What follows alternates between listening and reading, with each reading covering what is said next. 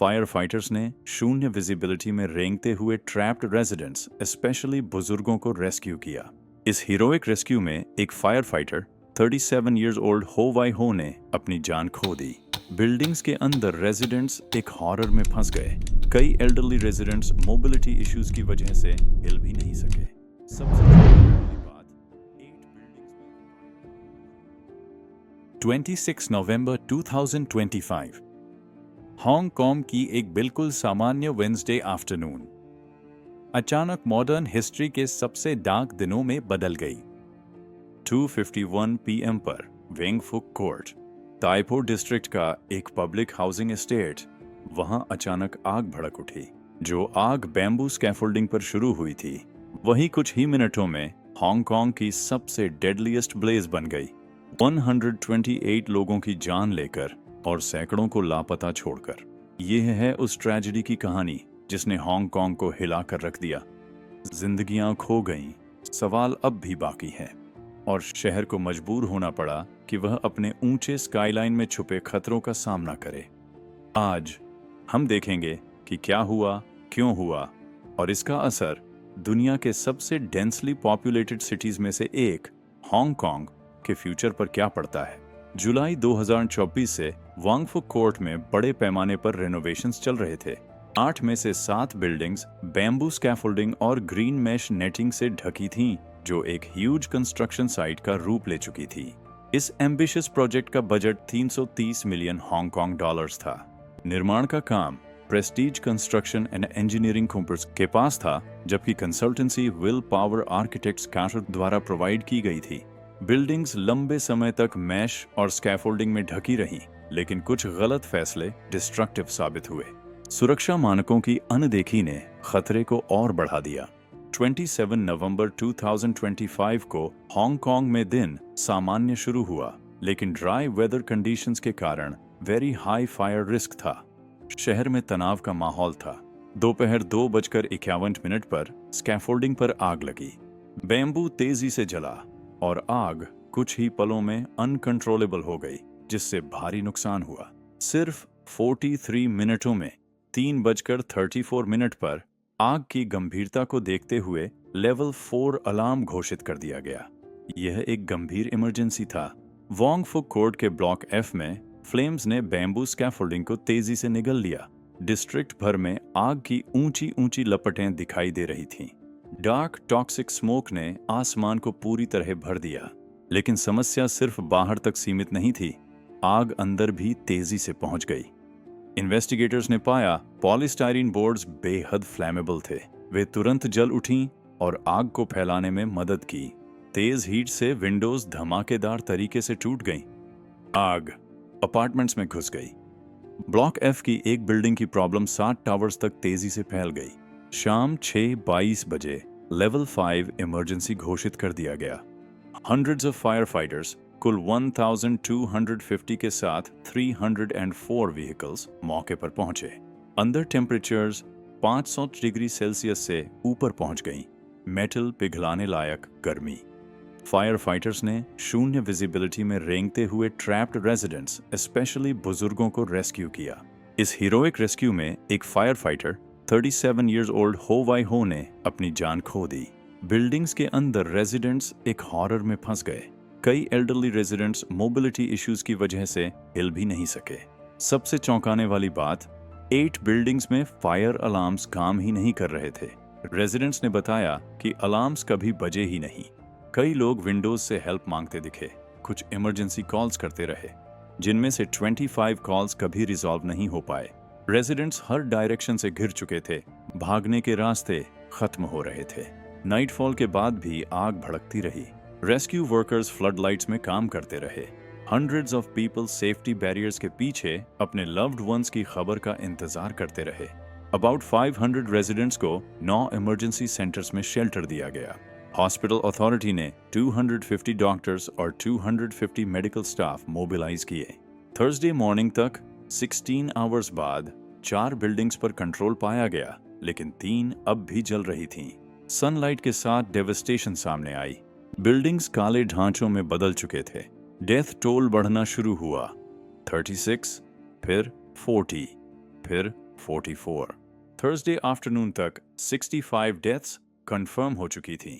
Friday तक यह संख्या बढ़कर 128 हो गई। 79 इंजर्ड हुए, जिनमें 12 फायर फाइटर्स शामिल थे और लगभग 200 लोग अभी भी मिसिंग थे। इन्वेस्टिगेटर्स ने फायर स्प्रेड के पीछे कई कारण पाए, जो मिलकर एक परफेक्ट स्टॉर्म बन गए।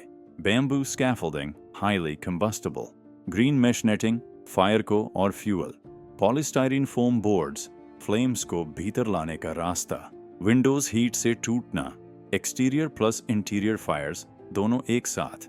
यह कॉम्बिनेशन ह्यूमन इंटरवेंशन और फायर फाइटिंग टेक्नोलॉजी से भी बड़ा साबित हुआ। सिक्योरिटी सेक्रेटरी क्रिस टेंग ने बताया कि फायर अनयूजुअल तरीके से फैली और क्रिमिनल इन्वेस्टिगेशन शुरू कर दी गई।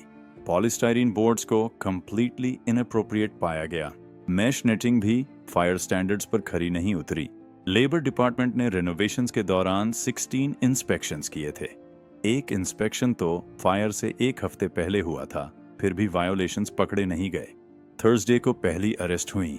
3 लोगों को मैनस्लॉटर सस्पिशन पर पकड़ा गया। 2 प्रेस्टीज कंस्ट्रक्शन के डायरेक्टर्स, एक कंसल्टेंट। चार्जेस थे नॉन कंप्लायंट मटेरियल्स का इस्तेमाल और विंडोज को स्टाइरोफोम से सील करना। आईसीआरसी ने करप्शन प्रोब शुरू की और फ्राइडे तक 8 और अरेस्ट्स हुई। विल पावर आर्किटेक्ट्स के 2 डायरेक्टर समेत टोटल अरेस्ट्स 11। ट्रेजेडी ने हांगकांग की गवर्नमेंट को हिला दिया।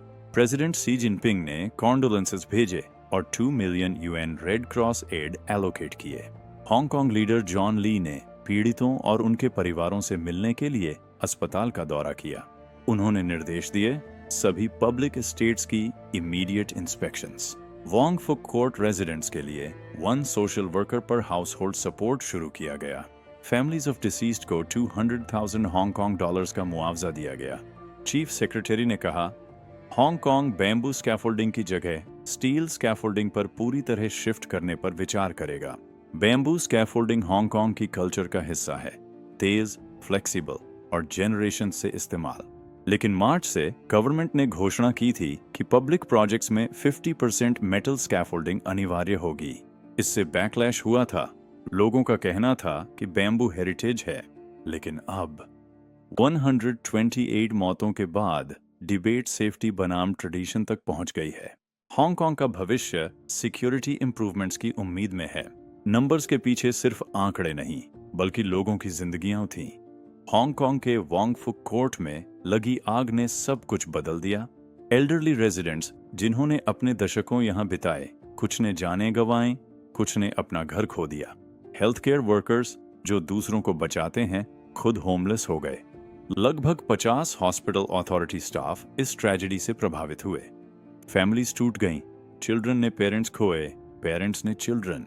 ट्रॉमा अगले कई सालों तक रहेगा। फायर डायरेक्टर एंडी युंग ने बताया, आग के बाद 8 इमारतों के फायर अलार्म्स नॉन फंक्शनल पाए गए। रेजिडेंट्स ने कहा, अलार्म्स कभी बजे ही नहीं। क्वेश्चंस उठे, अलार्म्स बंद क्यों थे? मेंटेनेंस कैसे हुआ? इंस्पेक्शंस में ये कैसे नहीं पकड़ा गया? इवैक्यूएशन जल्दी क्यों नहीं? ये हांगकांग के हजारों हाई राइजेस की सेफ्टी सिस्टम्स पर बड़ा असर डालेंगे। हांगकांग ने 3 दिन का ऑफिशियल मॉर्निंग घोषित किया। फ्लैग्स हाफ मास्ट पर रहे, मेमोरियल्स लगे, people United in grief. Wong फुक कोर्ट 1983 में बना था और शहर में ऐसे हजारों पुराने एस्टेट्स मौजूद हैं। पब्लिक में डर था, क्या ये जगहें सुरक्षित हैं? फायर ने दिखा दिया कि जवाब आसान नहीं है। पुलिस इन्वेस्टिगेशन 3 to 4 वीक्स चलेगी और चार्जेस आ सकते हैं जो प्रिजन सेंटेंसेस तक जा सकते हैं। आईसीएसी प्रोब करप्शन की जड़ तक जाएगा।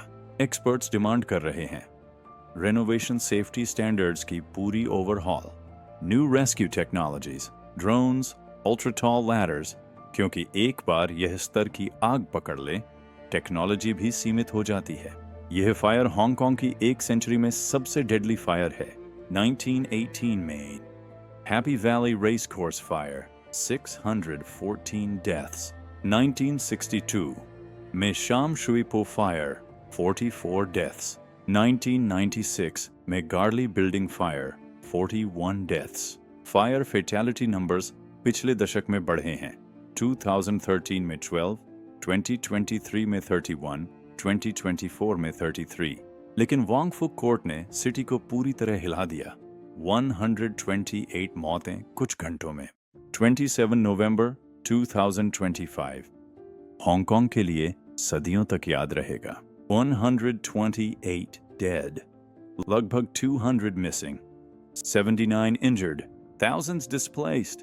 इन्वेस्टिगेशंस चालू हैं, अरेस्ट्स जारी हैं, पॉलिसीज बदल सकती हैं, लेकिन जो खो गया वह वापस नहीं आएगा। वांग फुक कोर्ट की आग बुझ चुकी है, लेकिन हीलिंग, लर्निंग और जस्टिस का सफर अभी बस शुरू हुआ है। हांगकांग इस दिन को नहीं भूलेगा और शहर यह सुनिश्चित करेगा कि ऐसा फिर कभी ना हो।